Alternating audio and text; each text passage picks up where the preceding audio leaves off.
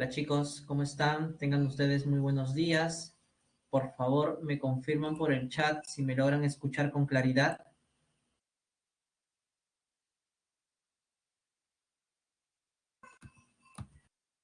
Sí, me confirman por favor. Gracias Sofía. Natalia, muchas gracias. Buenos días chicos, tengan cada uno de ustedes. Espero que se encuentren bien. A ver, vamos a activar un momento la cámara para que puedan visualizar un poco. Bien chicos, entonces espero que estén bien, se encuentren bien en casa, estén todos bien de salud, ¿no? Es sobre todo lo más importante, situación en estos tiempos que estamos viviendo. El día de hoy, como ustedes pueden ver en la pantalla, que por favor también quisiera que me confirmen si logran ver ya la pantalla, pueden ver ustedes el tema que vamos a trabajar el día de hoy, ¿no? El tema de electroquímica y celdas galvánicas. Muchas gracias, chicos, por sus respuestas en el chat.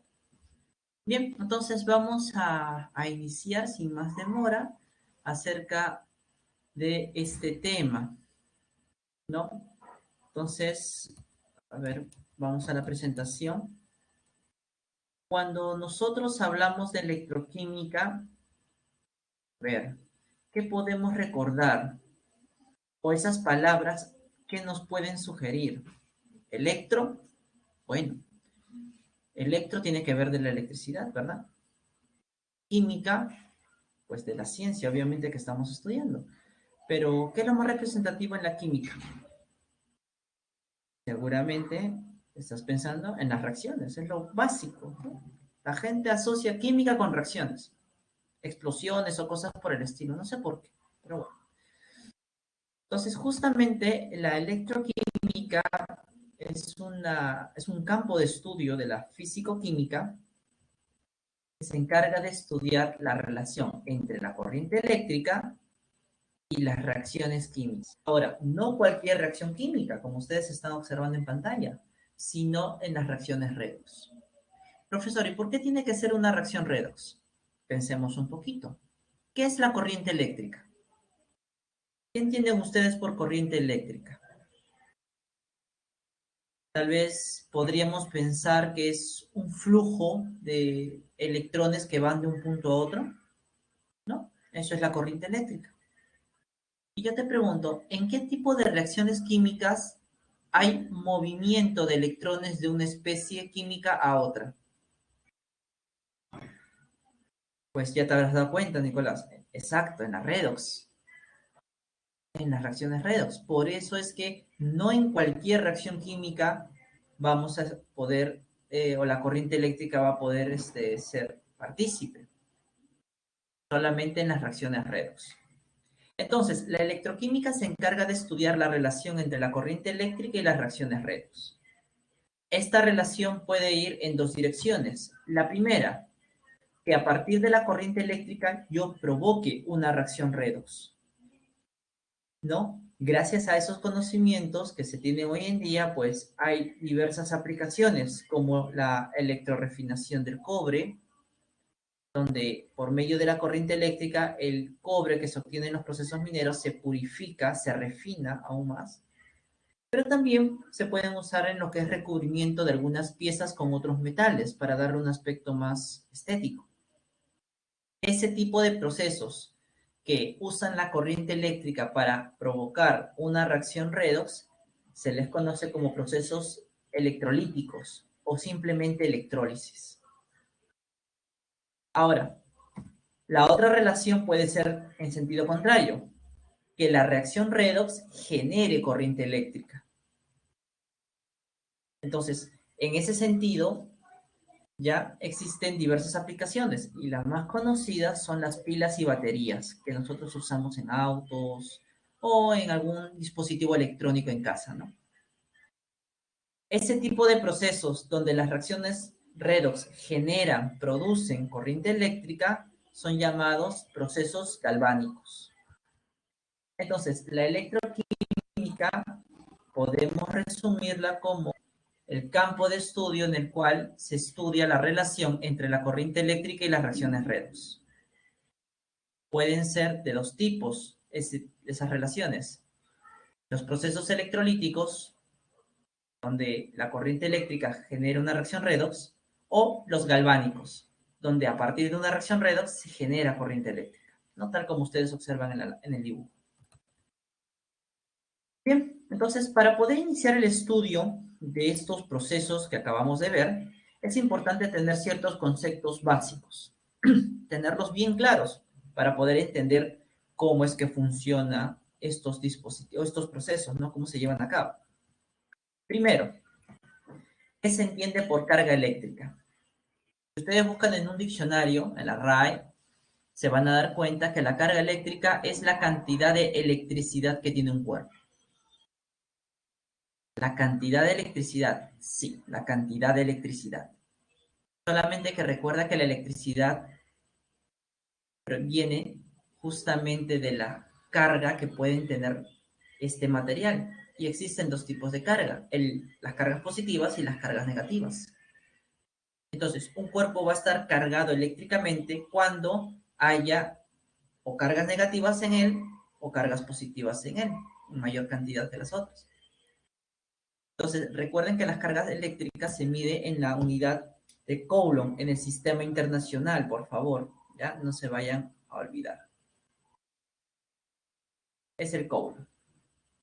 Otro concepto importante, la intensidad de corriente eléctrica, el amperio. Se define como la cantidad de corriente que pasa por un punto en un intervalo de tiempo, en una unidad de tiempo. De allí que la intensidad de corriente I se puede calcular dividiendo la carga entre el tiempo. ¿Cuáles son las unidades en el sistema internacional? Bueno, como ustedes pueden observar, la intensidad de corriente se mide en amperios, la carga en Coulomb y el tiempo en segundo, dándonos esta equivalencia. Ahora, esta intensidad de corriente es igual a la carga por el tiempo. Despejando la carga, ¿qué puedo decir? Que la carga es igual a intensidad por tiempo. Esta es otra expresión que nosotros a lo largo de la clase vamos a ir viendo, ¿no? En la parte de electrólisis. Así que es muy importante tenerla en cuenta, ¿no? Esa otra forma de expresar la relación entre intensidad, carga y tiempo. ¿Qué más? Conductores. Los conductores ustedes conocen seguramente que son materiales que permiten el paso de la corriente eléctrica a través de ellos. Eso es un conductor. ¿Qué materiales son conductores por excelencia? Seguramente ya lo sabes. Lo hemos visto semanas anteriores en enlace químico. Los metales, ¿verdad? Los metales son los conductores por excelencia. Se les suele llamar conductores de primera especie. Son los conductores de primera especie. Claro, Yadira, muy bien. El segundo tipo de conductores eléctricos son las famosas soluciones iónicas o también llamadas soluciones electrolíticas. También están por si acaso los compuestos iónicos fundidos, que están en estado líquido. Todos ellos son también conductores eléctricos. Y justamente a estos tipos de conductores se les conoce como conductores de segunda especie. ¿Y por qué se les conoce así? Bueno, si tú sabes, los metales en el estado natural que se encuentra conducen la electricidad. Pero los compuestos iónicos en su estado natural, que es el sólido, no conducen la corriente eléctrica. Solo cuando están disueltos en agua o son fundidos.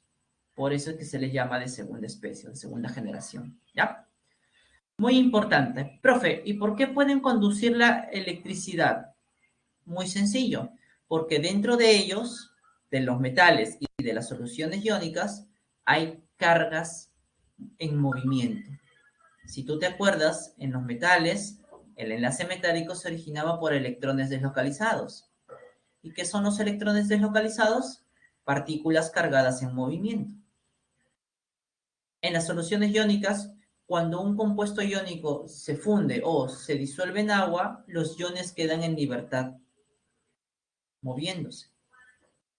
¿Y qué son esos? Partículas cargadas, ¿no? Los iones son partículas cargadas que se mueven. Por eso es que pueden conducir la corriente eléctrica. ¿Listo? Muy bien, avanzamos. Vamos a ver. Bueno, ya hemos visto a los conductores eléctricos, ¿no? Ahora, dentro de los conceptos que vamos a ver, vamos a encontrar también los electrodos, que generalmente se van a representar como placas metálicas, como ustedes observan aquí. ¿Ya? ¿Qué función tiene un electrodo? ¿Para qué sirven los electrodos? Bueno, principalmente, ya en ellos se llevan a cabo las reacciones redox. En ellos se va a llevar a cabo las reacciones. ¿Qué quiere decir? Que en la superficie de esas placas metálicas, llamadas electrodos, van a ocurrir las reacciones redox. Y tú sabes bien, por temas de semanas anteriores, que las reacciones redox involucran dos procesos, el de reducción y el de oxidación, ¿verdad? Esos dos procesos. Entonces, como hay dos electrodos, se debe entender que en cada electrodo va a ocurrir uno de esos procesos. Por convención, o acuerdo internacional, como quieras decirlo, el ánodo va a ser el electrodo donde ocurre la oxidación. ¿Ya? Se define así. Y el cátodo será el electrodo donde ocurre la reducción. ¿Listo? Esos son los electrodos. Y esa es la función que tienen cada uno de ellos. ¿Correcto? Seguimos. A ver. ¿Qué más? Si tú te das cuenta, el electrolito, que es este de aquí, ¿no? El electrolito está dentro de un recipiente en forma cilíndrica, en este caso, ¿no? Que parece un vaso. Ese recipiente se le suele dar el nombre de celda o cuba electroquímica, ¿no? Entonces, allí es donde se coloca el electrolito y donde también van a estar conectados o van a estar los electrodos, como pueden observar. Entonces, habiendo ya visto algunas ideas generales o algunos términos que vamos a usar a lo largo de esta clase, vamos ahora sí a abordar el primer proceso electroquímico, que es la electrólisis, o también llamado procesos electrolíticos.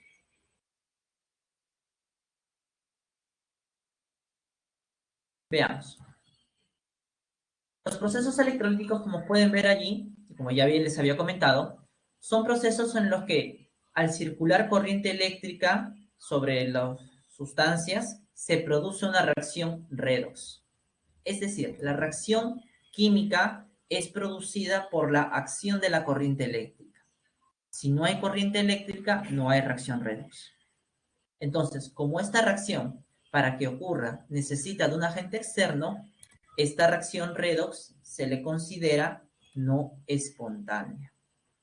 No espontáneo significa que no ocurre de forma natural, sino que necesitas de un agente externo para que pueda ocurrir. Y si ese agente externo es removido, la reacción se detiene. Por ejemplo, aquí vemos la electrólisis del agua. Agua. En este proceso de electrólisis lo que se está haciendo es descomponer el agua en el hidrógeno y oxígeno. Y para eso que utilizan una batería que va a suministrar la corriente eléctrica. Si yo le quito esa batería, la producción de oxígeno y de hidrógeno se detiene. Porque tú sabes bien que el agua de forma natural no se descompone. ¿O sí se descompone? No, ¿verdad? Nadie ha dejado un vaso de agua allí en la mesa de su cocina y ha visto que empieza a burbujear de la nada, ¿no? Es un proceso no espontáneo. Muy bien. Vamos a ver cómo es que se lleva a cabo, cómo es que funcionan estos dispositivos llamados celdas electrolíticas o cómo se lleva a cabo el proceso de electrólisis. ¿Ya? Vamos a verlo aquí a continuación. Primero, este es el esquema de una celda electrolítica. Eso es lo primero que tienes que tener claro. Acá están los electrodos, como ya hemos visto. Está el electrolito, que está representado por este líquido medio palo rosa, si se puede decir. ¿Ya? Está la batería, que es el suministro de corriente eléctrica, ¿no? Esos son las características o los componentes de la celda, ¿no? La batería, el electrolito y la celda electroquímica, ¿no? Material. Ahora, ¿cómo funciona? Primero hay que tener en cuenta algo muy importante, ¿ya? Primero, aquí el electrolito que estamos usando para poder explicar con el funcionamiento es el cloruro de magnesio líquido, fundido, ¿ya? ¿Qué es lo que pasa cuando un electrolito está fundido o disuelto en agua? Como te comenté hace un momento, ese electrolito, ¿no? Los iones que lo forman se separan.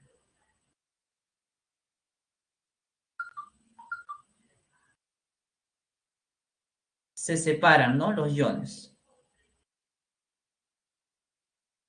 Se separan. Acá está este ion de carga positiva, que tú ya sabes que es el catión, y acá está el otro ion de carga negativa, que tú sabes es el anión. Entonces, ¿qué es lo primero que ocurre en el funcionamiento de una celda electrolítica? Los iones que forman al electrolito son o quedan en libertad, se separan, como tú puedes observar. Segundo, ¿cuál es el segundo paso del funcionamiento? Si tú te das cuenta, los electrodos están conectados a la batería. Y si alguna vez has visto una batería o una pila, tú sabes que esa batería o pila tiene dos polos, uno positivo y uno negativo. ¿Qué es lo que va a pasar?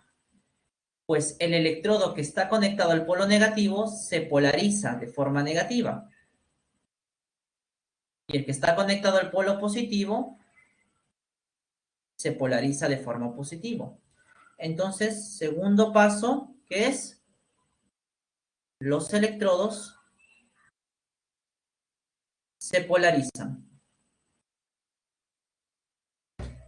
Ya los electrodos se polarizan.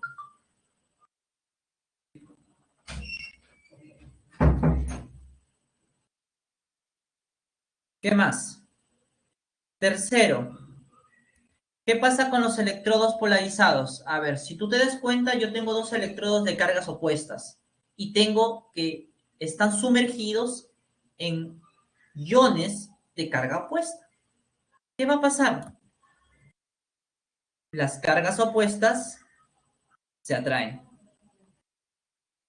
Las cargas opuestas se atraen. ¿Qué quiere decir eso?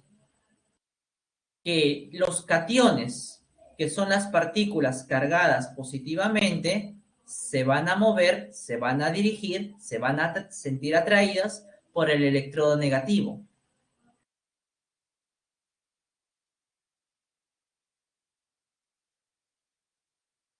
Se dirigen al electrodo negativo. Mientras que los aniones, que son las partículas cargadas negativamente, se dirigen al electrodo positivo.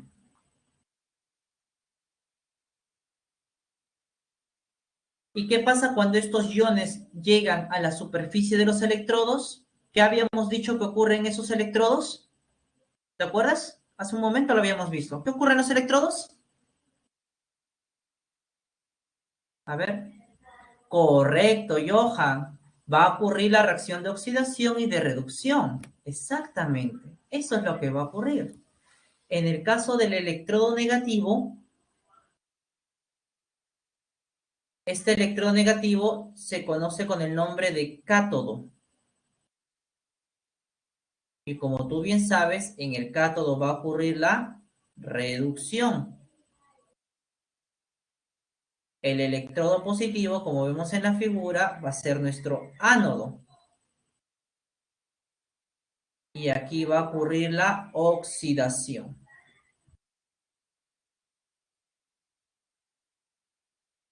Eso es lo que ustedes ven en la figura. Los cationes van al cátodo para reducirse y los aniones van al ánodo para oxidarse. Solo que lo estoy escribiendo en palabras, ¿no? Para que lo puedan tener como apunte. ¿Y qué es lo que está produciéndose? Si tú observas, aquí encuentras las reacciones. El ion cloro, que es el anión, se oxida porque pasa de -1 a 0. Como hay dos cloros los que están participando, se pierden 2 electrones. Y en el caso del magnesio pasa de +2 a magnesio 0, se reduce, ganando 2 electrones. Entonces va a ocurrir eso.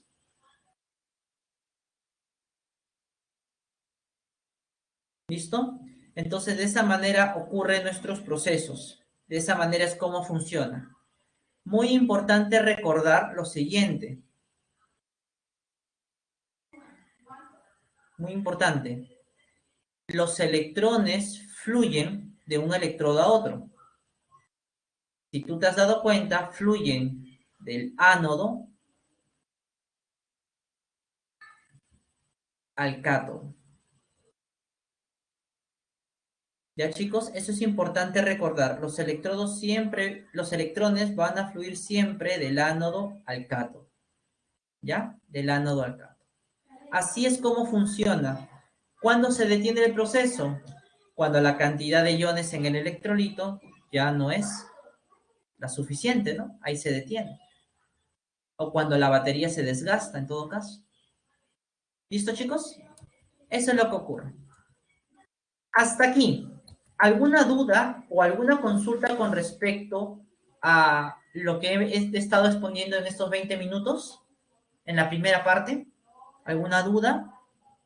¿Todo quedó claro? Sí, por favor, espero sus comentarios en el chat.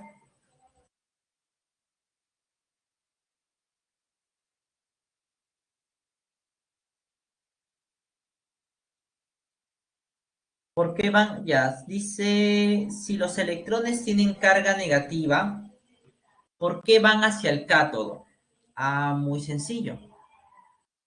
Porque justamente en la batería, lo que hace la batería es funcionar como si fuera una bomba de agua. No sé si alguna vez ustedes han visto cómo funciona una bomba de agua.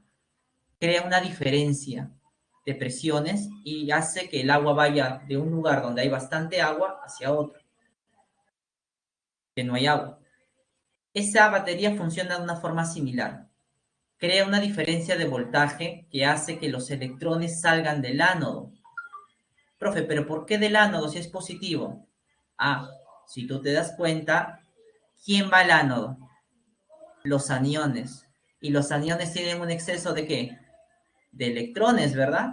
Y es justamente toma los electrones de los aniones y los dirige al otro electrodo, donde están los cationes, que tienen un déficit de electrones, para que justamente puedan ser aprovechados y pueda ocurrir la reducción. De esa manera es como funciona, Nicolás. Espero que te haya quedado un poquito más claro. Listo. ¿Alguna pregunta más, chicos? Por favor, con respecto a esta parte, y no para avanzar. Ah, muy buena tu observación, Omar.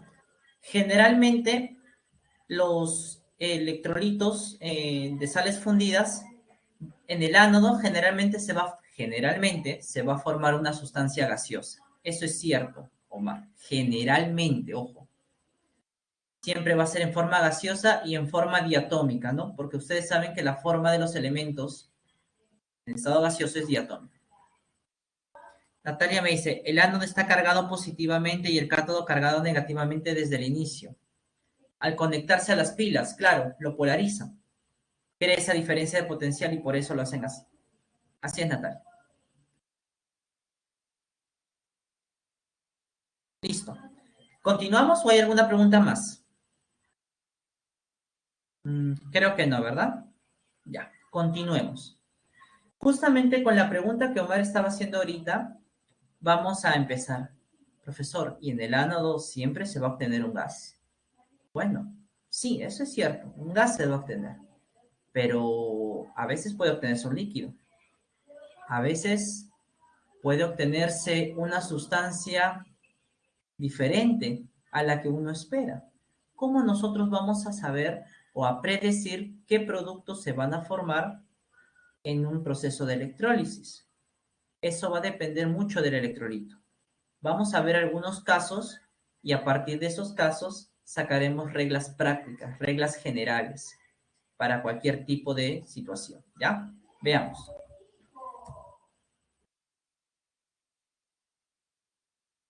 Primero vamos a la cristal fundida, el cloruro de sodio, tal como ustedes lo observan aquí, ¿no? Fundido porque es líquido. A ver, ¿qué es lo que pasa? Como ya les he dicho, el electrolito, al estar en estado líquido, los iones están separados. Los electrodos cargados en la batería, según el polo, se polarizan, como están viendo. Cuando la celda entra en funcionamiento, ¿qué es lo que pasa? Como ustedes están observando, ocurre la migración de los cationes hacia el cátodo y la migración de los aniones hacia el ánodo, ¿no? Tal como lo hemos explicado. Ahora, en el cátodo ocurre esto. El sodio, el catión sodio, se reduce. En el ánodo, el anión cloro se oxida de -1 a 0, ¿verdad? Listo. Entonces, ¿qué es lo que está ocurriendo? En la reducción, el sodio se reduce y en la oxidación, el cloro se oxida. Si yo sumo ambas reacciones, como ya hemos visto en semanas anteriores, puedo sacar la reacción global. ¿Qué sería esa? ¿Qué puedo deducir de esta reacción? ¿Qué puedo deducir? A ver,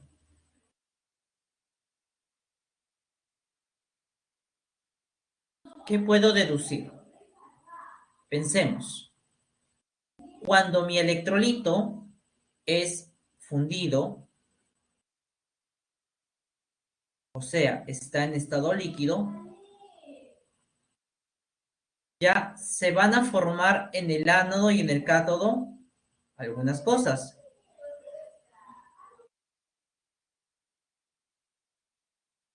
A ver, veamos. Veamos. A ver, yo te pregunto, el cloruro de sodio, el NaCl, es un compuesto iónico, ¿correcto? El cloruro de sodio está formado por dos tipos de elementos. ¿Me puedes decir qué tipo de elementos son los que forman al cloruro de sodio? Exacto, Mar. Metal y no metal. Muy buena tu respuesta. El sodio vendría a ser el metal y el cloro vendría a ser el no metal. Pregunta, ¿qué producto se obtuvo en el cátodo? ¿Qué producto se obtuvo en el cátodo? Según la figura que están observando. ¿Qué producto se obtuvo en el cátodo? A ver, díganme ustedes. ¿Qué producto se obtuvo en el cátodo? Correcto, el sodio líquido. Ya, el sodio en general, ¿no? Muy bien, Omar. Muy bien, Johan. Muy bien, Nair. Oye, pero el sodio, ¿qué era? El metal, ¿verdad? Y en el ánodo, ¿qué se obtenía? ¿O qué se obtuvo, mejor dicho? El cloro. El cloro gaseoso, que es cloro 2, no se olviden, que es el no metal. Entonces, ¿qué puedo deducir? Para un electrolito fundido, en el cátodo, ¿qué se obtiene? El metal que está presente en el electrolito. Y en el caso del ánodo, el no metal que está presente en dicho electrolito. Así de sencillo. Esa es la regla práctica que nosotros podemos usar para poder predecir qué productos se van a obtener, simplemente analizando la composición del electrolito. Veamos un ejemplo. A ver, ejemplo. Yo tengo el KBr fundido. ¿Qué productos debería obtener en el ánodo y en el cátodo? A ver, ¿qué me dicen ustedes? Según la regla general que acabamos de deducir. ¿Qué deberíamos obtener? A ver, escriban sus respuestas.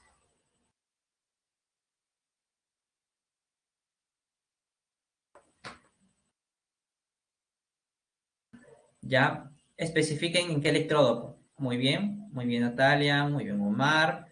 ¿Qué más? ¿Qué más? ¿Nadie más? ¿Nadie más se anima a responder?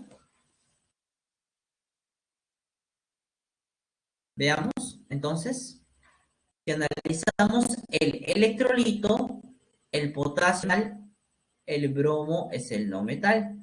Entonces, ¿qué se va a obtener en el electrodo llamado cátodo? El metal, es decir, el potasio. ¿Y qué se va a obtener en el ánodo? El no metal, el bromo. Pero recuerden, los no metales en su estado más estable siempre son diatómicos. ¿Ya? Los no metales en su estado más estable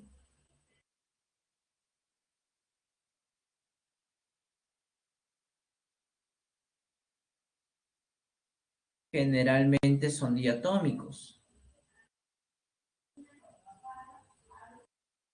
O sea, si te dicen que se obtiene en un electrodo hidrógeno, pues debe ser H2, oxígeno, O2, bromo, bromo 2, yodo, yodo 2, cloro, cloro 2, nitrógeno, nitrógeno 2, y así sucesivamente.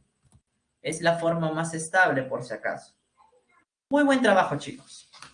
Entonces, aquí tenemos la electrólisis de una sal fundida. Veamos la electrólisis ahora de una sal acuosa. ¿Ya? Acuosa. Ahí ese símbolo AC nos indica el acuoso. Recuerden que acuoso significa que el compuesto está disuelto en agua, ¿no? Muy bien. Si observamos, ahora, aparte del electrolito acuoso, aparte de estar el catión, el anión, hay una tercera sustancia, el agua. ¿Qué va a pasar aquí? Va a haber una competencia. ¿Por qué? Porque ahora hay dos sustancias que tienen la posibilidad de reducirse, el sodio y el agua. ¿Cuál se va a reducir? Esto lo vamos a ver en un momento. Por otro lado, en el ánodo hay dos sustancias también que se pueden oxidar. El cloro, el ion cloro y el agua. Como tú puedes darte cuenta, el agua tiene la capacidad de oxidarse y reducirse a la vez. Eso es lo que podemos observar. Pero lo importante es saber cuál es el que se reduce y cuál es el que se oxida. Bueno, si nosotros observamos lo que la figura nos muestra, ¿qué vemos? Burbujas de color blanco o bueno, burbujas blancas y burbujas de color verde. Si son burbujas, están haciendo referencia a qué cosa? A gases, ¿verdad? Experimentalmente eso se puede observar. ¿Qué quiere decir? En el ánodo se está obteniendo el cloro. Es el gas de color verdoso. Y en el cátodo, ¿qué se obtiene? ¿Qué se reduce en el cátodo? ¿El sodio o el agua? Bueno, experimentalmente nos vamos a dar cuenta que en el cátodo se va a reducir el agua. Y producto de eso, ¿qué va a formar? Oxígeno gaseoso, que viene representado por esas burbujas o esos círculos de color, esos círculos blancos que van subiendo. Eso es lo que se observa experimentalmente. ¿Ya? Ahora, seguramente estarás pensando, ¿por qué? ¿A qué se debe? Eso lo vamos a explicar en la siguiente lámina. Entonces, en la electrólisis que hemos estado viendo hace un momento del cloruro de sodio acuoso, ¿listo? Se reduce el agua y se oxida el cloro. Esa es la ecuación de reducción del agua. Fíjate que cuando el agua se reduce forma hidrógeno gaseoso y cuando el ion cloro se oxida forma el cloro gaseoso. Sumando ambas ecuaciones, como ya sabes bien, obtenemos la reacción global. Pero la pregunta viene aquí. Profesor, ¿por qué el sodio no se reduce? Lo que pasa es que el sodio es un metal y es uno de los metales más activos que hay, metal del grupo 1A. Entonces ellos no tienen la capacidad para reducirse, más bien de oxidarse, porque son elementos metálicos. Así que entre una competencia entre el sodio y el agua tiene mayor tendencia a reducirse, por eso es que se reduce, ¿no? Y en el caso de la oxidación, profesor, ¿por qué fue el cloro? Porque el cloro tiene mayor, el ion cloro tiene mayor tendencia a oxidarse que el agua. Profesor, ¿y cómo voy a saber en otros ejemplos que eso va a ocurrir? Pues justamente para eso tenemos la regla práctica. Cuando tu electrolito es acuoso, ya se va a formar en el cátodo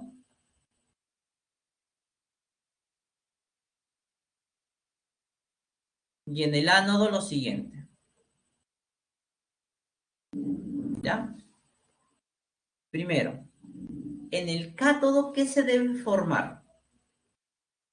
En el cátodo se debe obtener supuestamente el metal, ¿verdad? Así habíamos dicho. Y en el caso del ánodo, el no metal. ¿Cuándo? ¿Cuándo? Aquí vamos a poner la condición. ¿Ya? Siempre y cuando el metal no, ojo, no sea aluminio ni pertenezca al grupo 1A y 2A.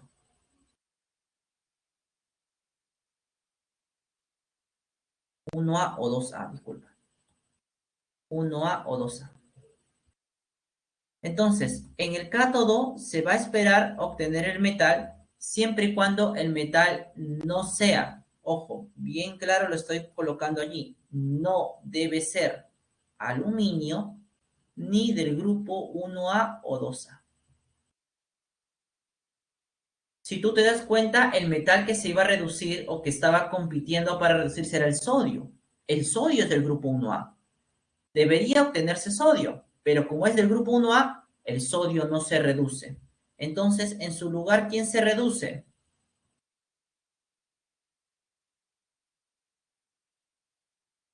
Se reduce el agua. Y producto de la reducción del agua, se obtiene hidrógeno. Eso es importante recordar. Formando hidrógeno gaseoso. ¿Estamos de acuerdo? Eso es lo que ocurre. Formamos hidrógeno gaseoso. En el ánodo se debe obtener el no metal, así habíamos dicho. Siempre y cuando, ¿qué? Siempre y cuando el no metal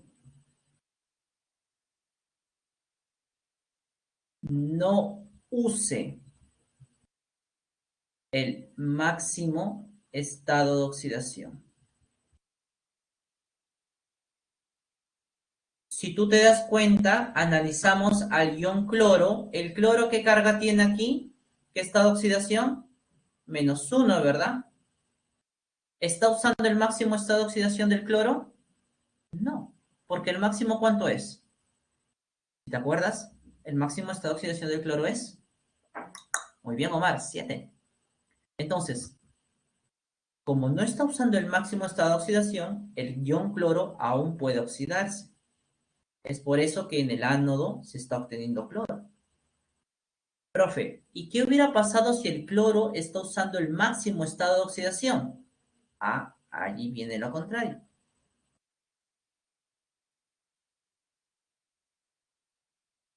Se oxida el agua.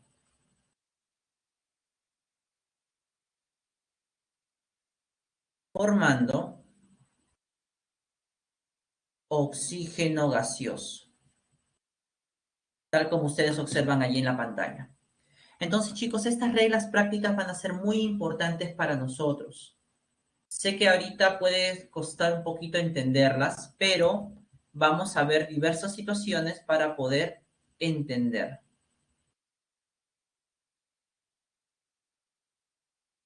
¿Ya? A ver, yo les recomiendo ahorita que si pueden, tómenle una captura de pantalla, cópienlo ahí en un papelito aparte para poder seguir practicando con las siguientes situaciones y poder deducir por qué es que se obtienen los productos que se van a obtener. ¿Estamos de acuerdo? A ver, entonces les doy un minuto para que puedan tomar una captura de pantalla, colocarlo en una hoja aparte o escribirlo. Algo rápido nada más. ¿No? Saben que la clase es grabada, así que no hay problema, después lo pueden tomar o copiar con calma. Pero ahorita ténganlo en un borrador porque con eso vamos a trabajar en los siguientes ejemplos. A ver, vamos a dar unos minutos para que puedan copiar. Entonces recuerden, para un electrolito acuoso, en el cátodo debe obtenerse el metal, siempre y cuando este metal no sea el aluminio ni del grupo 1A ni 2A.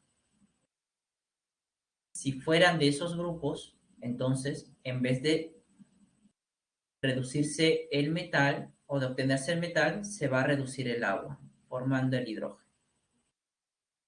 En el caso del ánodo, la misma historia. En el ánodo debe obtenerse el no metal, siempre y cuando este no metal no use el máximo estado de oxidación. Si el no metal usa el máximo estado de oxidación, entonces, en lugar de oxidarse ese no metal, se va a oxidar el agua, formando como producto el oxígeno. ¿Listo, chicos? ¿La copiamos? ¿Ya? Vamos a ver el siguiente ejercicio, entonces, ¿ya?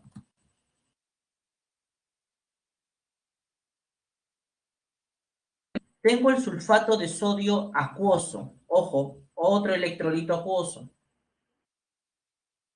A ver, aquí tengo dos candidatos para reducirse, el sodio y el agua. Y para oxidarse, el sulfato y el agua. Pregunta, ¿quién se reduce? ¿El sodio o el agua? A ver, analicen la regla que hemos visto hace un momento. Muy bien, Yadira, muy bien, Omar. El agua es el que se va a reducir, el sodio no. Profe, ¿por qué? Porque el sodio es un metal del grupo 1A y él no se reduce en un electrolito acuoso. Buen trabajo. ¿Quién se oxidaría? ¿El azufre o el agua? ¿Quién debería oxidarse? A ver, analicen qué estado de oxidación tiene el azufre en el compuesto, en ese ion sulfato.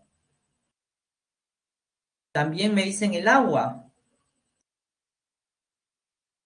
Correcto, porque si nosotros observamos, en el ion sulfato el azufre utiliza el estado de oxidación 6. Este es el máximo estado de oxidación que tiene el azufre. Por eso el azufre ya no puede oxidarse más. En su lugar, ¿quién se oxida? El agua. Y estas son las reacciones tanto de reducción del agua como de oxidación del agua. Sumando ambas reacciones, como tú ya bien sabes, obtenemos la reacción global. Sencillo, ¿verdad? A ver, seguimos practicando. Aquí, solamente en esta parte nos piden que indiquemos cuál es el producto que se obtiene. Las reacciones, todo eso, no. Solamente que nos digan qué producto se obtiene según el tipo de electrolito. A ver, en la primera, bromuro de calcio líquido, fundido. ¿Qué se obtiene en el ánodo y qué en el cátodo? En ese orden, ¿no? Primero ánodo y luego cátodo. ¿Qué debería obtenerse? A ver, vamos escribiendo respuestas, chicos. Vamos escribiendo las respuestas. Ya, a ver. Broma, dice aquí Camila, Johan, Natalia, Nicolás, Omar, coinciden con la misma respuesta. Como es fundido, el calcio yo sé que es el metal, el bromo el no metal. Entonces, en el cátodo se obtiene, en el ánodo se obtiene el no metal, el bromo 2. Recuerden que es diatómico. Y en el caso del calcio, el metal. Calcio. Buen trabajo, chicos. Ahora, hagamos ese mismo análisis, pero para el electrolito acuoso. El bromuro de calcio acuoso. ¿Cuáles serían los productos? A ver. Igual, primero ánodo y luego cátodo. Bromo y agua, dice Nicolás. Omar, bromo e hidrógeno. Claro, es lo que se obtiene, ¿no? El producto que se obtiene. ¿Ya? A ver, ¿qué más? ¿Qué más? ¿Qué más? Ah, muchachos, revisen la regla práctica. Eso les va a ayudar mucho. Bromo y agua. Bueno, vamos a ver. En el ánodo debería obtenerse el no metal, o sea, el bromo. El bromo, como está usando su estado de oxidación -1, no es el máximo.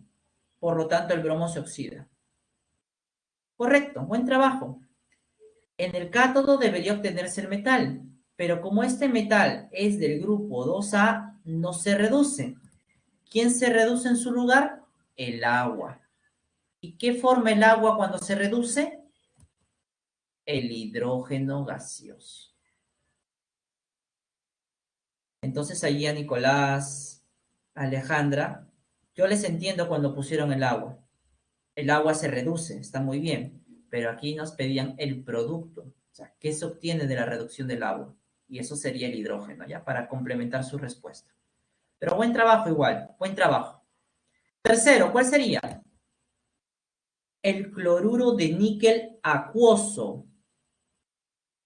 Acuoso. Otra sal acuosa. Primero ánodo y luego cátodo. ¿Cuáles serían sus respuestas? Nicolás nos dice cloriníquel. ¿Qué dice el resto? Omar también dice lo mismo, cloriníquel. A ver, vamos chicos, anímense. Si se equivocan, se equivocaron, no hay ningún problema. Equivóquense aquí, no en el examen. Johan también nos dice lo mismo, al igual que Alejandra. Muy bien, analicemos. En el ánodo se debe obtener el no metal, el cloro. El cloro aquí está usando el estado de oxidación -1. No usa el máximo, por lo tanto, sí se puede oxidar. Listo. En el cátodo debe obtenerse el metal. El níquel no es aluminio y no es ni del 1A ni del 2A. Entonces, este metal sí puede reducirse y se obtendría, como ustedes bien dijeron, níquel. Vamos, tercero o cuarto ya. Sulfato de cobre 2 acuoso, que se obtiene en el ánodo y en el cátodo, en ese orden. A ver. Muchachos. Porque creo en ti. Vamos. A ver, Johan me dice oxígeno, pero ¿en qué electrodo? A ver, hay que especificar ahí, Johan. Nicolás, oxígeno, hidrógeno. Oxígeno y cobre. Oxígeno y cobre, nos dice Yadira también. A ver, uno más. A ver, uno más. ¿Qué debería obtenerse? Bueno, analicemos. Si es que ya no hay más. En el ánodo debe obtenerse el no metal, el azufre. Pero aquí el azufre en el ion sulfato está usando el estado de oxidación +6. El mayor que tiene. No puede oxidarse. ¿Quién se oxida entonces? El agua. ¿Y qué forma o qué se forma producto de la oxidación del agua? El oxígeno gaseoso. En el cátodo debe obtenerse el metal. Para este electrolito el metal es el cobre. No es aluminio y tampoco es del 1 ni del 2A. Por lo tanto, sí se puede reducir. Y esos serían los productos por allí. ¿Ya? Cuidado. Para el siguiente, nitrato de plata acuoso. Nitrato de plata acuoso. ¿Cuáles serían los estados de oxidación? ¿Cuáles serían los productos? Ánodo y cátodo. En ese mismo orden, ánodo y cátodo. Yadira nos dice oxígeno e hidrógeno. Para el nitrato de plata, estamos hablando ahorita, Yadira. El nitrato de plata, el agenio 3. A ver. Yadira y Nicolás coinciden en respuesta, oxígeno e hidrógeno. Omar coincide en el ánodo, pero en el cátodo dice que es otro, que es plata. ¿Qué dicen los demás? Analicen la plata, ¿dónde está la plata? ¿Es del 1A? ¿Es aluminio? ¿Es del 2A? A ver, analícenlo. O 3, no, pues Johan, no te pases. O 2 nomás podría ser, pero 3 no.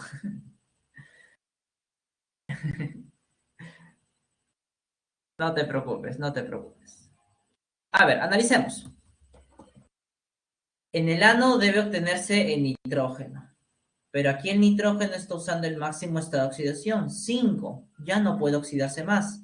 En su lugar se oxida el agua formando oxígeno. En el cátodo debe obtenerse el metal.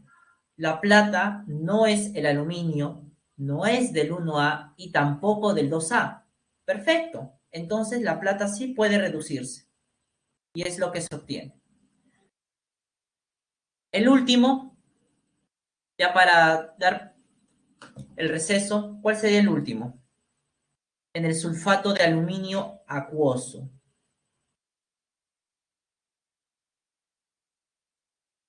En el sulfato de aluminio acuoso. ¿Cuáles serían sus respuestas? Omar, oxígeno, hidrógeno nos dice.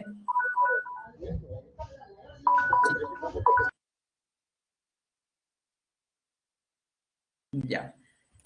Correcto, chicos. Aquí el ánodo, el azufre debería obtenerse, pero como está usando el máximo estado de oxidación, no se oxida. Se oxida el agua formando oxígeno. Y aquí el aluminio es un metal, pero este metal no puede reducirse en un electrolito acuoso. En su lugar se reduce el agua formando hidrógeno. Muy bien, chicos, esa sería la solución a estos ejercicios. ¿Ya? Después del receso vamos a continuar viendo ya los aspectos cuantitativos de la electrólisis. Tienen 15 minutos de descanso, así que nos estamos viendo 12 y 10. Aprovechen el tiempo. ¿Ya? Voy a parar la grabación. Vamos a retomar donde nos habíamos quedado. Entonces, habíamos visto en esta última parte cómo predecir los productos que se van a obtener en los dos electrodos, ánodo y cátodo, según el tipo de electrolito que tiene, ¿no? Sea acuoso o sea fundido. Entonces, hemos visto diversos casos, con lo que yo creo que ahora sí queda un poquito más claro las interpretaciones de las reglas prácticas que les di anteriormente. Bien, vamos a continuar, ¿ya? Solamente que voy a desactivar un poco la cámara porque creo que reduce un poco el campo de visión. Quisiera que vean un poquito más grande.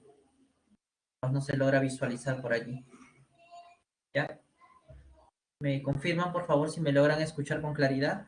¿Sí? Ya, perfecto. Continuamos entonces. Bien. Hemos visto hace un momento aspectos cualitativos de la electrólisis. Es decir, qué productos son los que se pueden obtener, cómo es que funciona, ¿no? Aquí vamos a ver la parte cuantitativa, que es muy importante a nivel industrial. Recuerden que toda industria se mueve en cantidades. ¿Cuánto produces? De allí viene todo el valor económico. Entonces, vamos a ver cuánto es lo que se puede producir en estos procesos de electrólisis. Para eso hay que tener algunos conceptos previos claros. Primero, Faraday. Es obviamente un científico, por Faraday, ¿no? Físico empírico más que teórico, pero bueno. Este físico norteamericano fue el que, a través de sus estudios en el campo de lo que es la electricidad y lo que es este tema de electroquímica, dio una equivalencia, la cual lleva su nombre. Y justamente esa equivalencia es la que les voy a mostrar a continuación. Un Faraday, como ustedes pueden observar, equivale o contiene una carga de 96.500 joules. Esta es la carga. Y esa carga es la que se necesita para movilizar una mol de electrones. ¿De dónde a dónde la movemos? Del ánodo al cátodo, como ya hemos visto. Y gracias a ese movimiento de electrones es que se puede formar en un electrodo, ¿ya? Un equivalente gramo de sustancia. Esta relación es muy importante porque a partir de eso nosotros podemos resolver los problemas de forma cuantitativa, ¿ya? Solamente conociendo esta relación. Por ejemplo, si para obtener calcio en un electrodo se necesita 2 moles de electrones, ¿cuántos Faraday necesito para movilizar esas 2 moles de electrones? ¿Qué me podrían decir ustedes?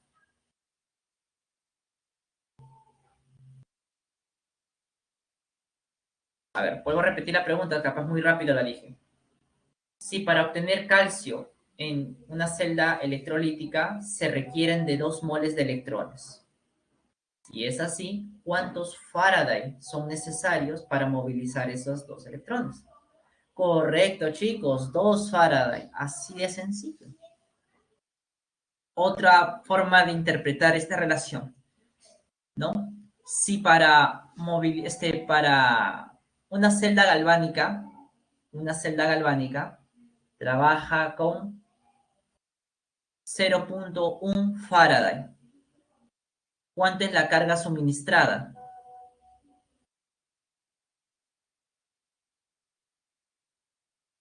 Claro, la décima parte, 9.650, ¿verdad? Muy bien, chicos. Eso es muy importante tener esa relación en mente porque en algunos ejercicios pueden desarrollarse solamente usando eso. Así de sencillo, como ustedes lo acaban de hacer. ¿Ya? Muy bien. Siguiente. Tenemos que recordar lo que es el peso equivalente. Y como ustedes vieron en la semana número 10 con la profesora que me reemplazó, el peso equivalente se halla dividiendo la masa molar, recuerda que esta es la masa molar, dividido entre el parámetro teta. Este parámetro teta, para el caso de una reacción de oxidación o de reducción, tiene que ver con el número de electrones que se ganan o se pierden. Sí, Natalia, no te preocupes, lo vamos a hacer un poquito más adelante. Sí, lo vamos a hacer. ¿Ya? Entonces, el peso equivalente se halla de esa manera. Por ejemplo, yo tengo esta reacción de reducción. El sodio más 1 se transforma en sodio 0. Si yo quiero calcular el peso equivalente del sodio, o sea, de este producto, lo único que necesito es la masa molar del sodio, que es 23, y dividirlo entre el número de electrones ganados en este caso, que es claramente 1. Y de allí saco el peso equivalente. Otro ejemplo. Acá tengo la reacción de oxidación del agua. Un ejemplo.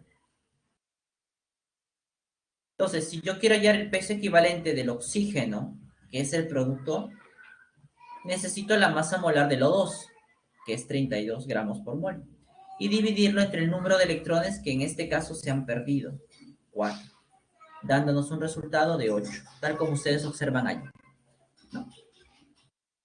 Muy bien, chicos. Entonces, vamos a ver. Habiendo repasado un poquito esto, entremos a las leyes dadas por Michael Faraday. Primera ley. ¿Qué nos dice? Que la masa formada, la masa de los productos que se forman en los electrodos es proporcional a la carga eléctrica de trabajo. A partir de ese enunciado, se puede sacar una expresión matemática que vamos a utilizar en los cálculos, que sería estas de aquí. Como ves, la masa es proporcional a la carga. Y esa constante de proporcionalidad sería el peso equivalente del producto entre 96.500 coulombs. Pero como tú recuerdas también, esta expresión, carga es igual a ¿qué? A intensidad por tiempo, ¿verdad? Entonces, en vez de colocar la carga, directamente puedo colocar intensidad por tiempo. Y de allí yo puedo calcular. Recuerden siempre que esta masa que ustedes van a calcular está o va a estar en la unidad de gramos. ¿Ya? Es muy importante. Esa es la primera ley. ¿No? Como ves, muy sencillo. Para poder hallar la masa necesito el peso equivalente, la intensidad y el tiempo. O la carga en su defecto. La segunda ley, ¿qué nos dice? Que cuando yo tengo celdas electrolíticas conectadas en serie, así como ven en la figura, o puede ser una celda sola también, la masa de los productos que se obtienen en los diferentes electrodos son proporcionales al peso equivalente de dichos productos. ¿Qué significa eso? Por ejemplo, la masa que se obtiene en el electrodo 1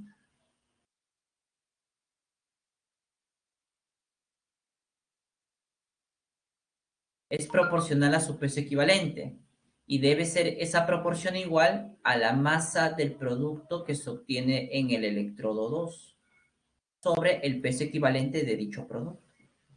Como les vuelvo a repetir, esta ley funciona cuando yo tengo una sola celda o cuando tengo celdas en serie.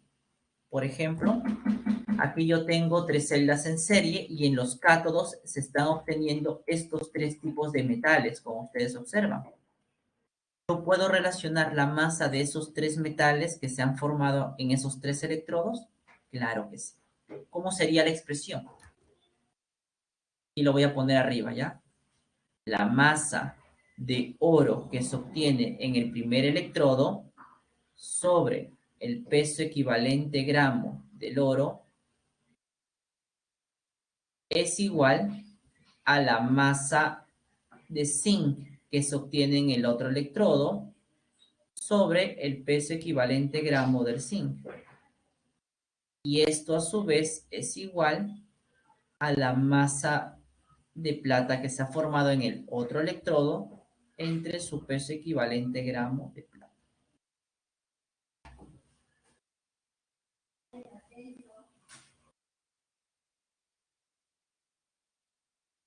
Entonces, esa sería una expresión equivalente para estas celdas conectadas en serie. La primera podría ser una expresión también equivalente para un cátodo y un ánodo en una misma celda. Entonces, vamos a ver cómo estas dos leyes las podemos aplicar en una situación en particular, en un ejemplo. Por ejemplo, aquí nos dicen que determinemos, ¿ya?, la masa de potasio y de cloro que se han formado en la electrólisis del KCl, ¿no? Si se ha trabajado durante 100 segundos con una intensidad de corriente de 9,65 amperios. Muy bien.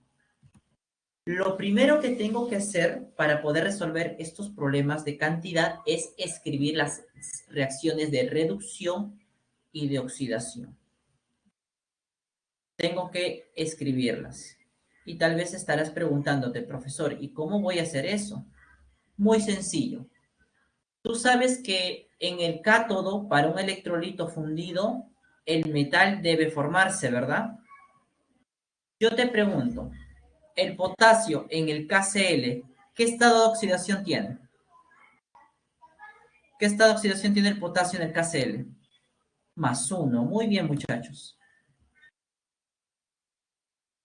Entonces, el potasio se va a oxidar desde +1 hasta formar el potasio 0. ¿Y cuántos electrones debe ganar? De +1 a 0, un electrón. Listo, ya está hecho. Así se arman las semireacciones, por si acaso, ¿eh? Analizando el electrolito. 2. El cloro es el que se va a oxidar, el no metal. El cloro, ¿con qué estado de oxidación trabaja? Claramente vemos que es -1, ¿verdad? Entonces, ese cloro -1 se tiene que transformar en cloro 0. Pero recuerda que la forma estable del cloro es diatómico, cloro 2 debe ser. Entonces, para sacar cuántos electrones debe perder, primero tengo que equilibrar la cantidad de cloros. Acá hay 2, acá hay 1. Luego, cada cloro pierde un electrón, de 1 a 0, un electrón. Pero como son 2 cloros los que están participando, en total se pierden 2 electrones. De esa manera es como saco las reacciones de oxidación y reducción. ¿Listo? Luego, ¿qué tengo que hacer? Bueno, si quiero hallar la masa de alguno de estos productos, voy a usar la primera ley, como tú ya sabes. Masa, en este caso de potasio, es igual al peso equivalente del potasio. ¿Cómo se llama el peso equivalente? Masa molar del producto, que es el potasio. 39. Entre el parámetro teta, que es el número de electrones que en este caso gana el potasio. 1. Multiplicado por la intensidad de corriente y multiplicado por el tiempo que debe estar en segundos. Todo eso sobre 96.500. ¿Cuánto sale ese valor operando? 3,9 gramos. Listo. De esa manera pude hallar la masa de potasio usando la primera ley. Si quiero usar o quiero calcular la masa de cloro, puedo volver a aplicar la primera ley, pero yo voy a aplicar la segunda ley para que vean justamente cómo es que se debe trabajar. La masa de potasio que se obtiene en el cátodo sobre el peso equivalente gramo del potasio debe ser igual a la masa de cloro gaseoso sobre el peso equivalente gramo de dicho cloro, ¿no? Eso es lo que nos dice la segunda ley. Reemplazando datos, masa de potasio en el electrodo, 3,9 gramos. Peso equivalente del potasio, ya sabemos, masa molar entre el parámetro teta. Esto debe ser igual a la masa de cloro 2 sobre su peso equivalente. Masa molar del cloro 2, 71, ¿no? El doble. Entre el número de electrones perdidos en la oxidación del cloro. En este caso, 2. Despejando, ¿cuánto es la masa de cloro 2? 35,5 gramos.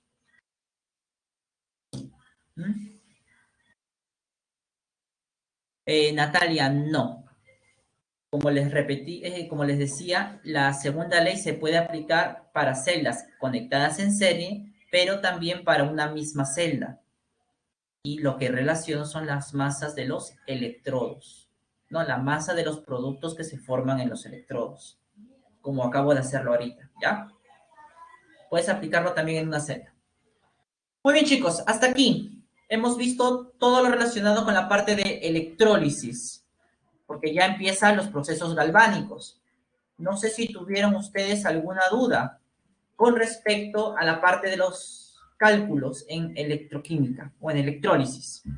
Por favor, por el chat me podrían comentar si es que tuvieran alguna duda. Sí. ¿Se entendió cómo se arman las reacciones de oxidación y de reducción? ¿Se entendió cómo se debe aplicar o cómo se reemplazan los valores en la primera y en la segunda ley? Sí, chicos, por favor, a ver, si todo está claro, me comentan por el chat para poder continuar con la última parte, que son los procesos galvánicos.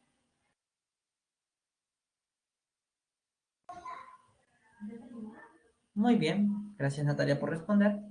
Si vamos bien, entonces continuemos con la siguiente parte. Esto ya va a ser un poco más rápido. Procesos galvánicos, la otra cara de la moneda en electroquímica. Como ya habíamos visto al inicio de esta clase, los procesos galvánicos son aquellos procesos donde la reacción redox genera corriente eléctrica. Como la reacción va a ocurrir de forma natural, sin intermediario externo alguno, se dice que las reacciones redox en los procesos galvánicos son espontáneos. ¿Ya? Allí tenemos el esquema justamente de una celda galvánica hecha en el laboratorio. Y aquí, si ustedes logran observar, se lee un voltaje. Esa es justamente la energía eléctrica que está generando esa celda que se armó. Seguimos avanzando un poquito más. A ver, ¿cómo funciona? Bueno, antes de ver cómo funciona, primero identifiquemos los elementos que presenta una celda galvánica. Como tú puedes observar, la celda galvánica se divide en dos partes, en dos semiceldas, la del lado izquierdo y la del lado derecho. Ahí está. Ahí está nuestra celda. Tiene sus electrodos. Cada electrodo está sumergido en un electrolito que, como puedes observar, siempre hay una correspondencia. Si el electrodo es de un metal, el electrolito debe contener a dicho metal, tal como estamos viendo aquí. Entonces, están los electrodos, está el electrolito, ¿ya? Vemos los cables conductores y vemos un dispositivo electrónico, en este caso un foco. Está puesto ahí, ¿no? El cual vamos a encender con la energía eléctrica que genere la celda. Aparte de eso, Se cierra el circuito con este tubo en forma de U, que se conoce con el nombre de puente salino. ¿Qué función cumple el puente salino? Ya lo voy a explicar un poco más adelante. Esos son los elementos. Cuando el sistema es armado, el foco empieza a o enciende, porque se está generando corriente eléctrica. Pero ¿qué es lo que está pasando? Veamos. Primero, al inicio estaban así, ¿correcto? Cuando se pone en funcionamiento la celda, miren lo que ocurre. Vemos que a medida que avanza el tiempo, ¿qué le pasa al electrodo de cobre y al electrodo de zinc? ¿Qué le pasó al electrodo de cobre? Antes era así, ahora vemos que a medida que pasa el tiempo, el electrodo de cobre gana masa y el electrodo de zinc pierde masa. Eso es lo que se está observando, ¿verdad?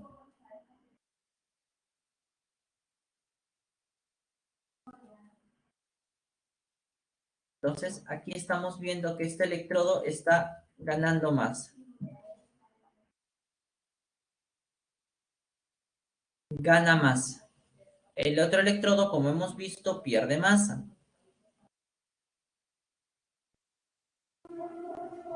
¿Por qué gana masa? Porque los iones cobre que están en la solución se adhieren o se depositan, como dice, en el electrodo. ¿Y por qué en el zinc se pierde masa? Porque el átomo de zinc que está aquí va a perder electrones y va a pasar a la solución. Entonces, ¿qué estamos observando?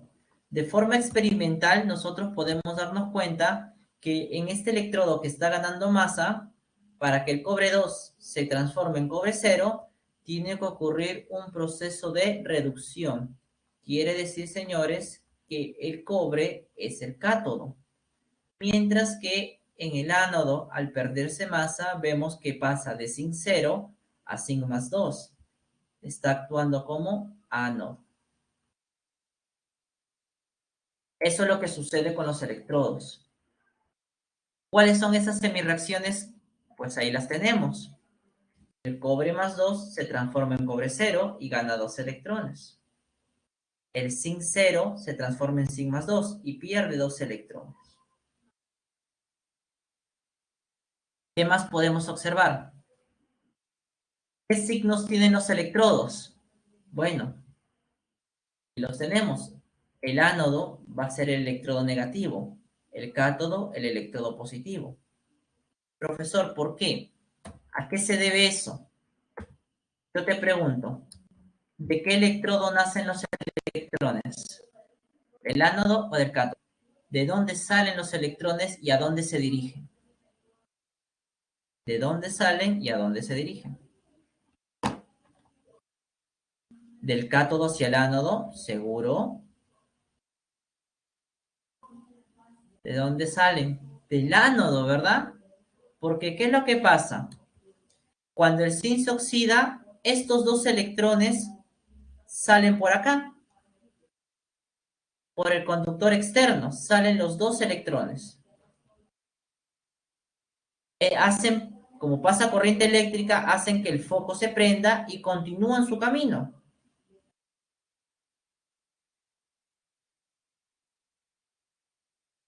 Como tú puedes observar, los electrones nacen en el ánodo, salen de allí.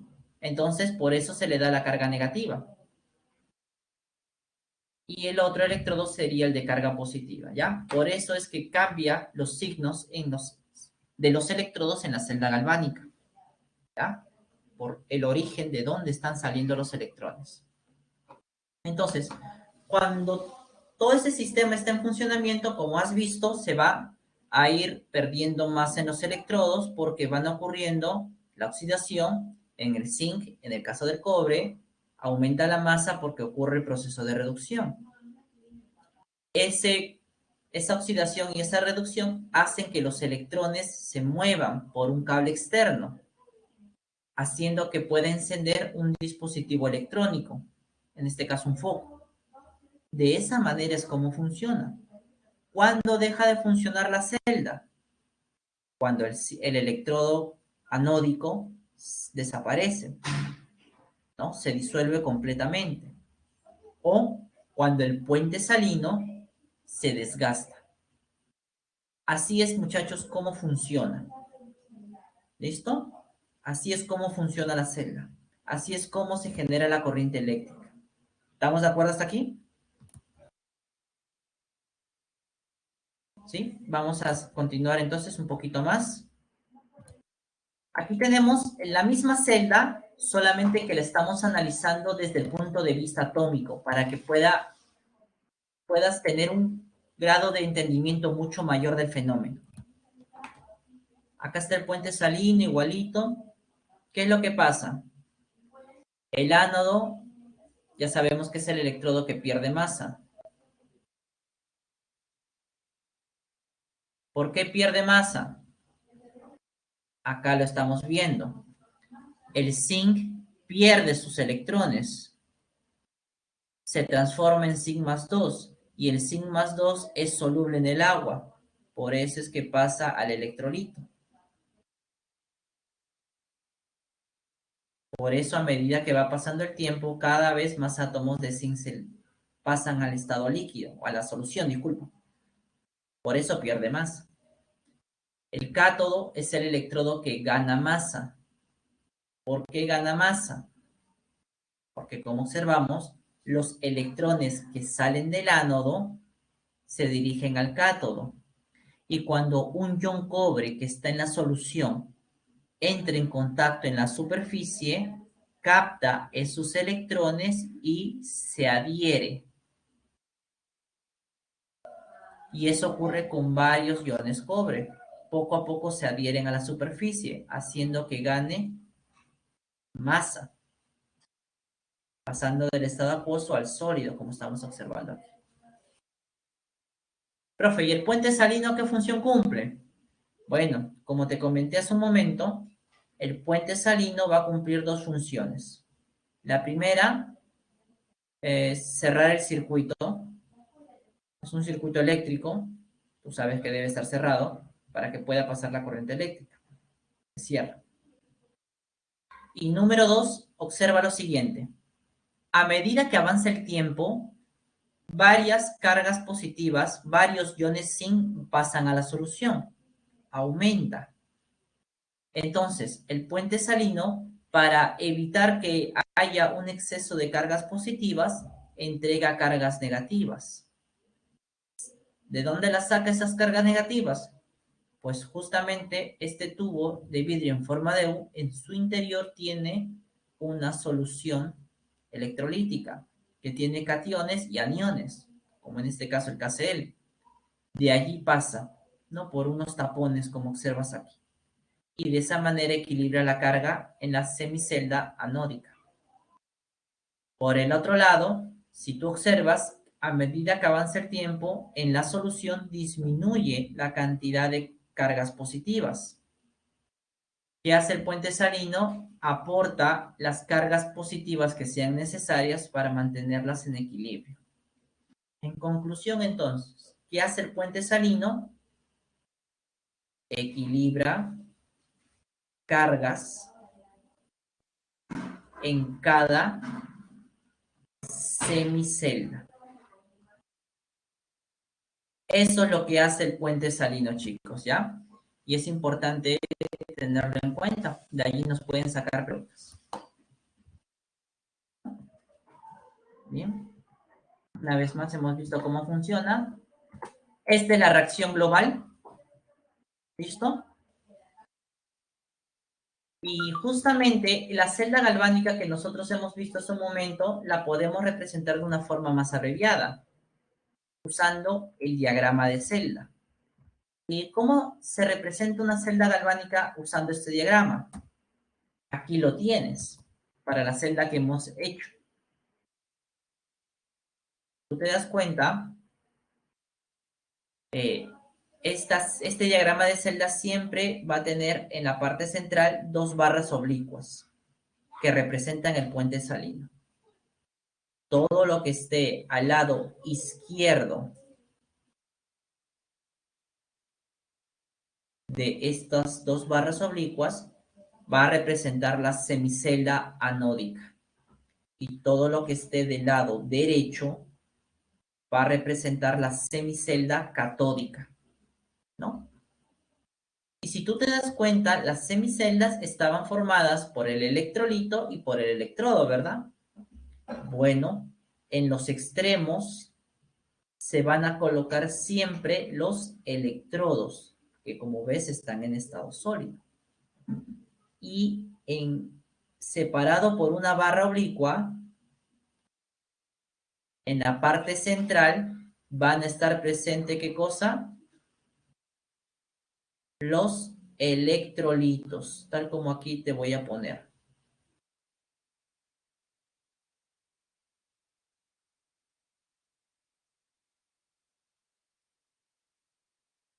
Entonces, siempre el esquema de una celda galvánica o el diagrama de celda siempre va a ser el mismo.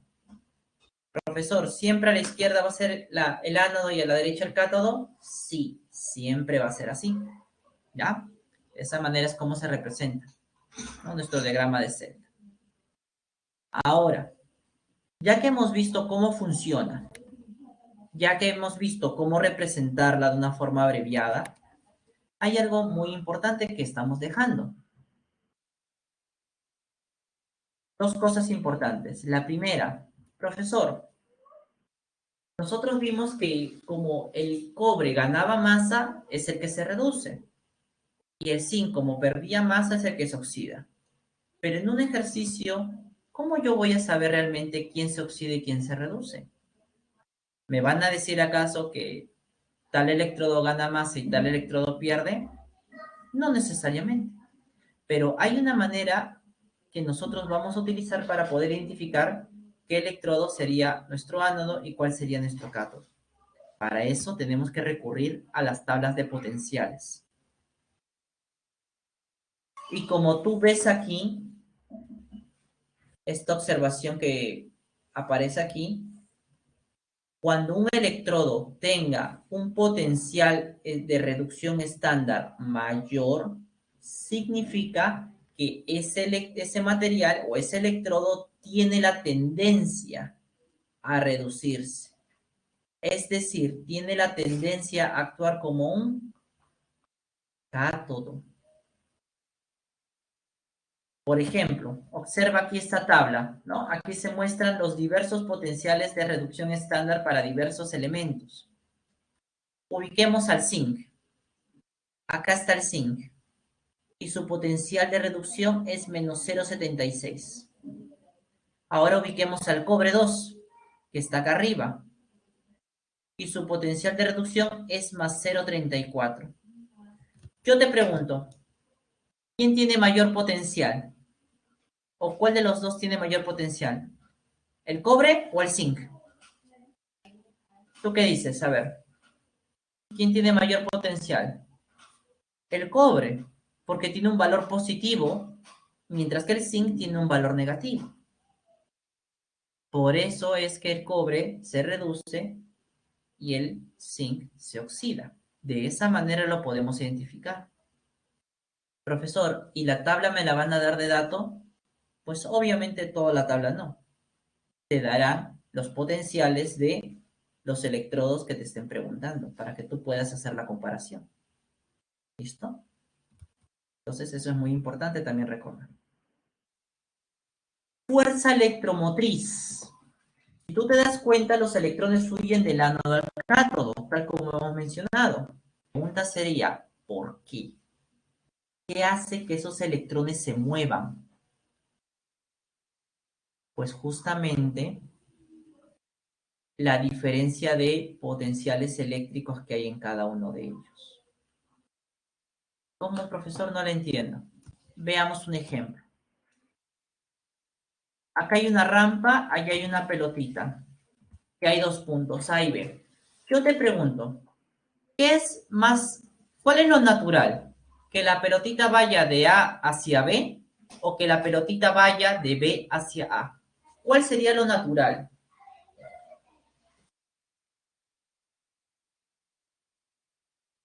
Correcto, Nicolás. Lo correcto sería que la pelotita vaya de A hacia B. ¿Por qué?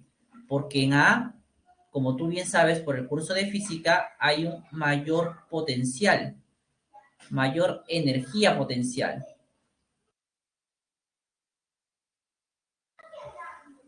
En cambio, aquí en B hay una menor energía potencial. Entonces, debido a la diferencia de energías potenciales que hay entre los dos puntos, es que la pelotita se mueve. Siempre del mayor hacia el menor, como estamos viendo. Igual es acá, chicos, en la celda electrolítica. En la celda, disculpen, galvánica. El ánodo es el que tiene un mayor potencial de oxidación. Por eso, al tener mayor tendencia de oxidarse, los electrones se van a mover desde el de mayor potencial hacia el de menor potencial. De oxidación, ojo, estoy hablando. Profesor, o sea, si la diferencia de potenciales es grande, ¿más electrones se van a movilizar? Sí, y con mayor rapidez. Así como en el caso de la pelotita. La pelotita va a caer más rápido cuando la diferencia de alturas sea mayor, ¿verdad? Cuando la diferencia de energías potenciales es mayor. Esa es la que se conoce como fuerza electromotriz. Justamente, Nicolás, justamente ese potencial de oxidación o el de reducción se miden en voltios. Es la unidad de la energía potencial eléctrica, voltios. En el caso de la otra energía potencial que está en la rampa se mide en joule, pero el potencial eléctrico se mide en voltios. Por eso es que asociado a este tema o a esto llamado fuerza electromotriz viene lo que es el famoso potencial de celda, que es lo que vamos a ver en la siguiente lámina. Esa diferencia de potencial que hay entre los dos electrodos y que hace que se muevan los electrones del ánodo al cátodo se calcula de la siguiente manera. Potencial estándar de la celda es potencial del cátodo menos el potencial del ánodo. Siempre esa diferencia debe ser mayor de cero para el caso de una reacción espontánea, como es una celda galvánica. Y justamente lo que aquí viene tu respuesta, Nicolás. Esa diferencia potencial se mide en voltios. Quiere decir que el potencial de reducción de cada electrodo debe ser expresado en voltios. Por ejemplo, veamos este caso nuestra celda galvánica de cobre y zinc. Si queremos calcular el potencial de celda, solamente necesito restar los potenciales del cobre y del zinc. Aquí los tengo, entonces los restamos y nos da un valor positivo de 110 voltios. ¿Qué quiere decir esos 110 voltios? Que el voltaje o la diferencia de potencial o la fuerza electromotriz que entrega esta celda es de 1,10 voltios. Y esos 1,10 voltios pueden ser usados para poder encender algún tipo de dispositivo electrónico. Por ejemplo, aquí tenemos un ejemplo. Se nos pide o se nos dice que vamos a construir una celda galvánica usando magnesio como electrodo y plomo. Acá están sus soluciones. ¿Quién debería ser el ánodo y quién debería ser el cátodo? La pregunta sería, ¿quién tiene mayor potencial de reducción?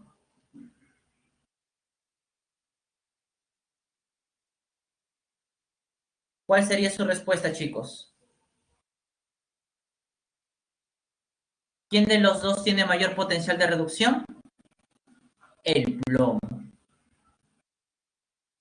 Entonces, el plomo viene a ser el cátodo. Entonces, el magnesio, que es el de menor, es el ánodo. ¿Listo?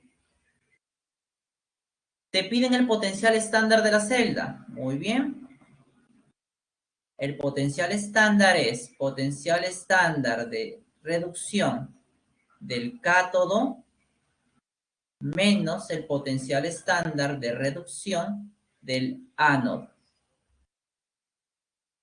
Como el cátodo es el plomo, sería 0,13 voltios menos el del ánodo, que es el magnesio, menos 2,37 voltios, dándonos un potencial estándar de celda igual a 2,50 voltios, si es que no me falla el cálculo. Y como se han dado cuenta, positivo. Bien, chicos, de esa manera es como nosotros vamos a trabajar en los cálculos, con respecto a la parte de cálculos, para una celda galvánica, ¿no? Simplemente identificar quién es el cátodo, quién el ánodo, y con los potenciales que el problema nos da de dato, hacemos la resta y calculamos dicho potencial. Y listo, chicos, se acabó. No sé si tendrán alguna duda, alguna pregunta, o pasamos ya a ver los ejercicios de la clase. ¿Tú qué dices? ¿Vemos los ejercicios o no? ¿Vamos directo? Ya, listo. Si no hay preguntas, vamos directo entonces.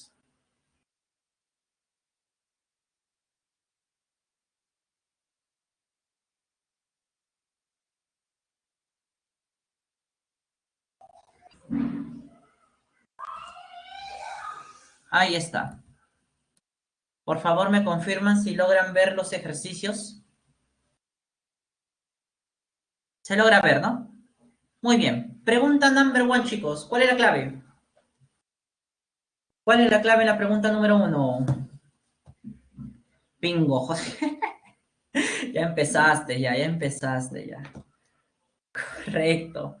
Con respecto a la electroquímica, te piden el valor de verdad. Involucra todo tipo de reacciones químicas. Falso. No es cualquier reacción química, solo reacciones redox. 2. La unidad de carga eléctrica es Coulomb. Correcto. Las soluciones acuosas son conductores de primera especie. Falso. Son de segunda especie. Recuerden que los de primera especie son los metales. Y como dijo por ahí Omar, la clave bingo hot. La B. 2. ¿Cuál es la clave? A ver, chicos, ¿qué clave han marcado en la pregunta número 2? A ver, ¿qué clave tienen para la 2? Con respecto a los procesos electroquímicos, es decir, galvánicos y electrolíticos. Por allí me dicen que es la D. Duracell, ahí está. No, bueno, vamos a ver, ¿ya? Vamos a ver. Con respecto a los procesos electroquímicos en general, ¿en ambos se llevan a cabo semirreacciones de oxidación y reducción? Correcto. ¿En los galvánicos se producen reacciones redox espontáneas? Correcto. ¿Hace uso de dos electrodos, ánodo y cátodo? Correcto. ¿En los electrolíticos se usan puentes salino? Aquí está el error. Porque el puente salino solo se utiliza en procesos galvánicos, como bien dijo Omar. Clave 2, Débora o Duracell, como quieran decirlo. 3. Con respecto a la electrólisis del cloruro de magnesio fundido. Ojo, cloruro de magnesio fundido. ¿Qué clave sería correcta? A ver. ¿Cuál sería la clave? Si es que ya han avanzado hasta allí. En la 3. Nicolás nos dice la B. ¿Alguien más? Veamos si es cierto entonces. Andrea apoya. Correcto, es B. Vamos a ver. Primero tengo mi electrolito, el proyectil. Listo. 1. Los iones magnesio se oxidan y se dirigen al cátodo. A ver, señores. El magnesio, como ya sabemos, es el metal. Y este metal debe dirigirse al cátodo. ¿Qué le ocurre al magnesio? Pasa de magnesio más 2 a magnesio 0. Pero señores, no se oxida, se reduce. Por lo tanto, el primer enunciado es falso. Se reduce. Segundo enunciado. El producto de la reducción es cloro molecular. Estamos viendo que no, falso. El producto de la reducción es el magnesio metálico. Bueno. 3. Se transfieren 2 moles de electrones por cada mol de magnesio. 2 moles de electrones por 1 mol de magnesio. Eso es correcto.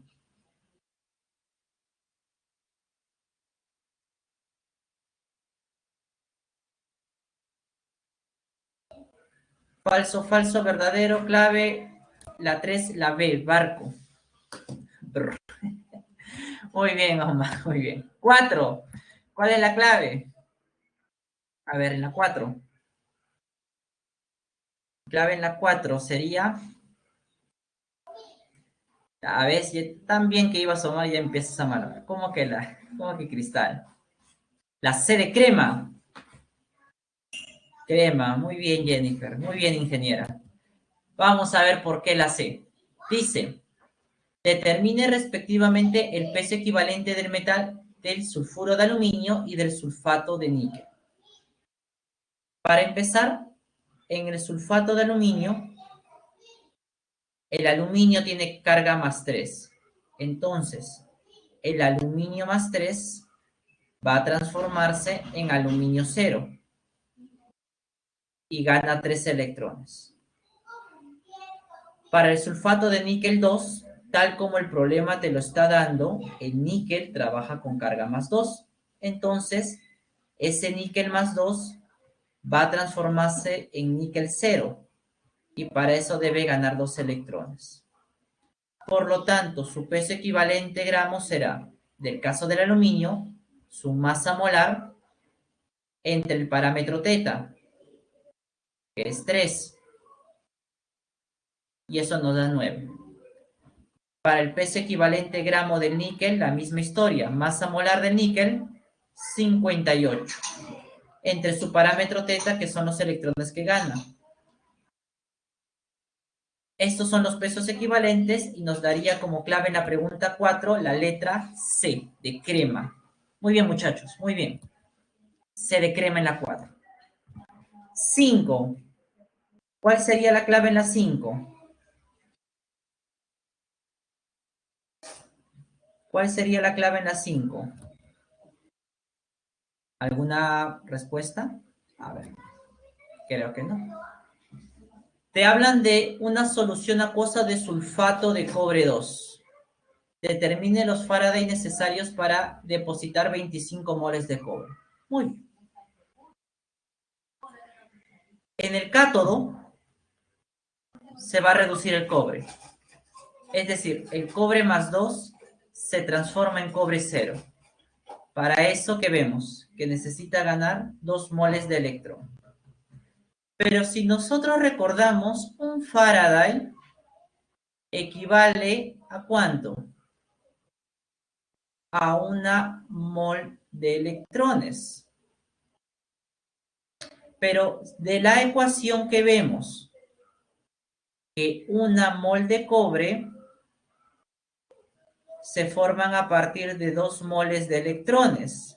Entonces, pregunta, si quiero formar 25 moles de cobre, ¿cuántas moles de electrones necesito? ¿Cuántas moles de electrones necesito entonces? 50, muy bien. 50 moles de... Oye, si una mol equivale a un Faraday, 50 moles de electrones, ¿a cuántos Faraday equivale? Otra regla de 3.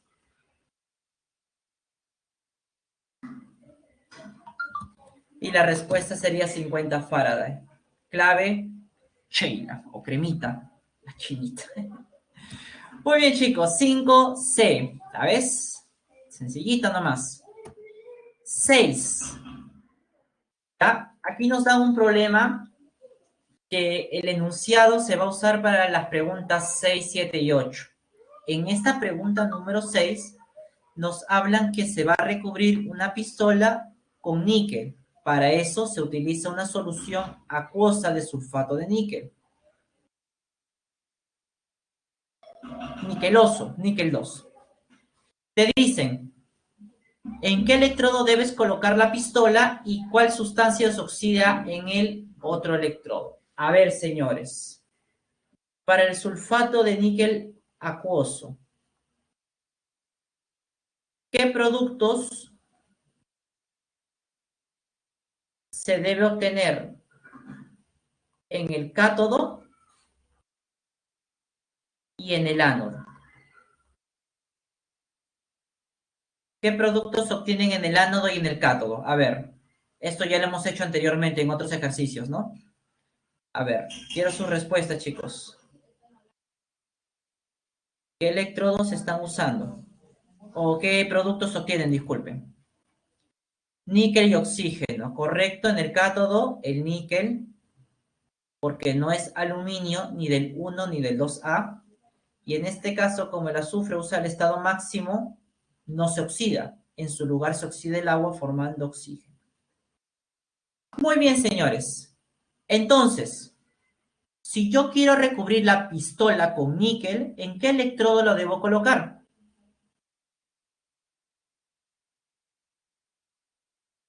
En el cátodo. Entonces la pistola se coloca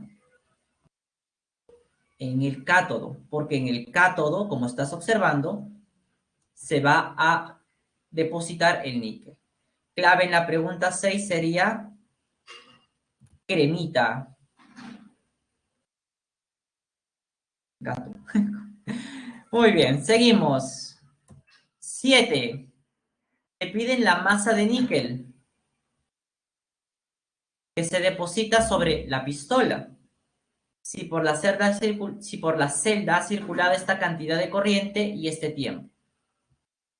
Muy bien. Aquí vamos a aplicar primera ley. Entonces, ¿cuál sería la clave?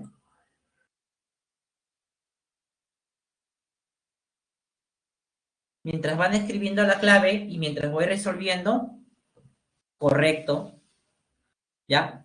Por favor, vayan completando la encuesta docente que les acabo de enviar, ya por esto.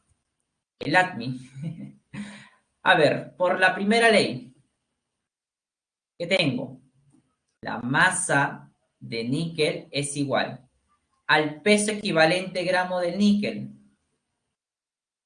El peso equivalente es masa molar entre parámetro teta. Como el electrolito es sulfato de níquel acuoso, el níquel, como el nombre dice, niqueloso, está trabajando con carga 2. Debe ganar 2 electrones para que se transforme en níquel 0, níquel metálico. Por lo tanto, el parámetro teta debe ser 2.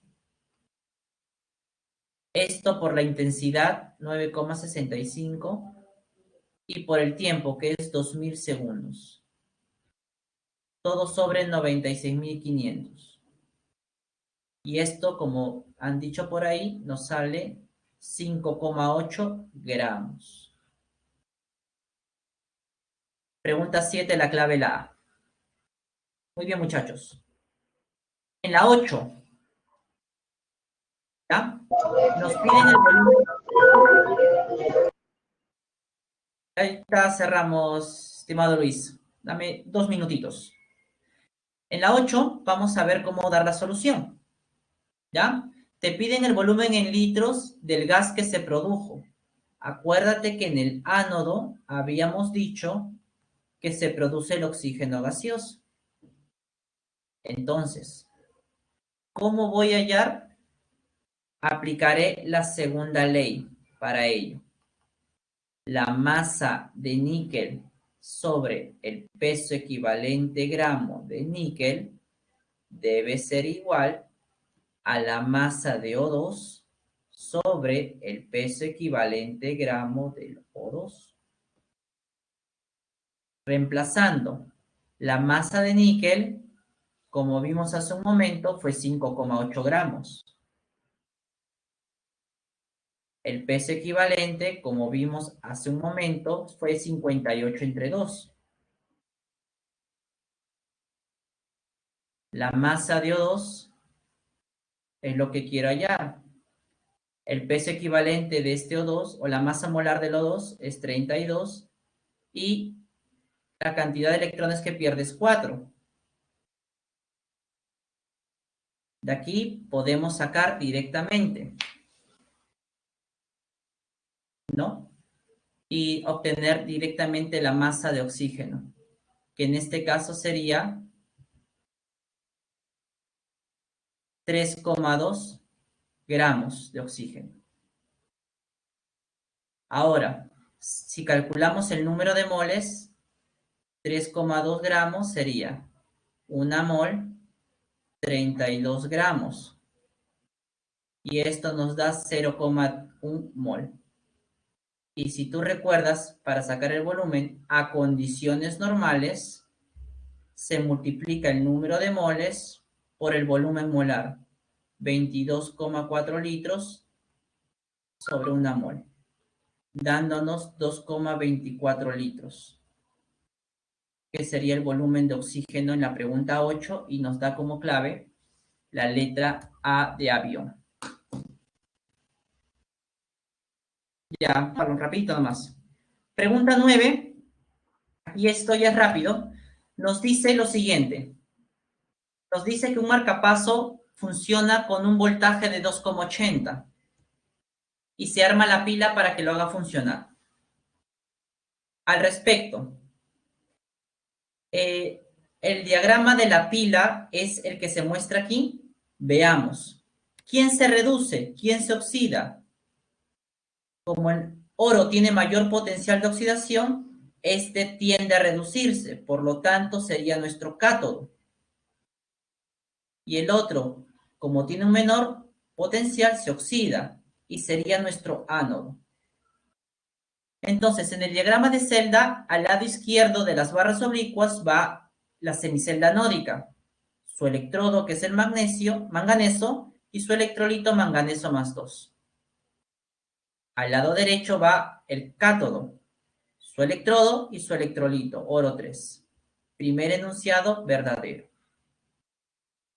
Este es un fenómeno espontáneo, es una celda galvánica, y como una celda galvánica, presenta reacciones redox espontáneas, correcto.